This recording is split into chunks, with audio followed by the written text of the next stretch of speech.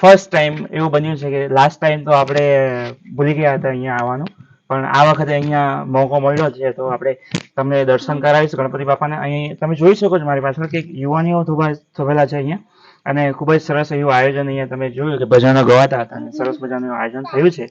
તો અહીંયા આયોજનમાં કોણ કોણ સહભાગી થયા છે, કેવી રીતે કર્યું, તમે થોડુંક જણાવો ભાઈ. બધા છોકરાઓ સાથે રહીને જ કામ કર્યું. આ મંડપ ગણપતિ બાપાના શણગારનું બધા સાથે મળીને જ કરેલું છે, આયોજન કરતા હે. બાકી તો જોઈ રહ્યા છો આજે આયોજનનું અમે જે કર્યું છે, આટલું જે માળા છે આટલું સારી રીતે કરતા હે અમે. સરસ. કેટલા સમયથી અહીંયા બેસાડે? આ અમારું આ ત્રીજું વર્ષ છે. 3 વર્ષ. સારી શાંતિપૂર્વક અમે બધું કરી રહ્યા છીએ.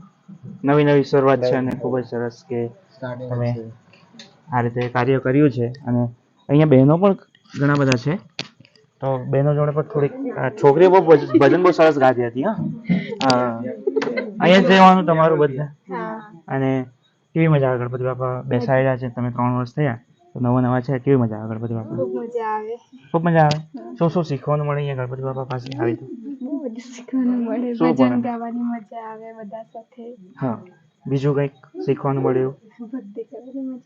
ભક્તિ કરવાનું. ચાલ જોરથી મોટેથી બોલો. હમણાં અમારા જે વ્યુઅર્સ છે હમણાં ને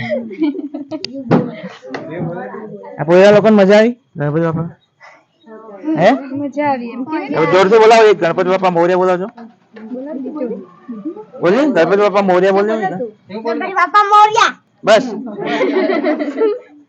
અહીંયા ગણપતિ બાપા પાસે તમે આવો છો, બેસો છો, ભજન કરો છો, ખૂબ જ સરસ આરતી કરો છો, સારું કહેવાય. અહીંયાથી કંઈક શીખવાનું, બે માણસો ભેગા થાય તો કંઈક ને કંઈક આપણે જાણવાનું મળે. એટલે વાતચીત કરવાની, કંઈક વાતો કરવાની, કે એમાંથી બાળકોને કંઈ વડીલોએ થોડુંક આપવાનું, જે જૂનું આપણું જે અનુભવ છે તે આપવાનો થોડોક. બરાબર ને? ખૂબ જ સરસ આયોજન મને લાગ્યું અહીંયા, અને મજા આવી ગઈ અહીંયા ભજનો સાંભળીને.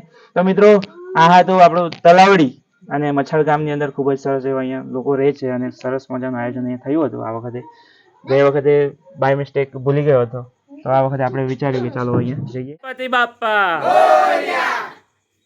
Subscribe now, Money Patel Vlog.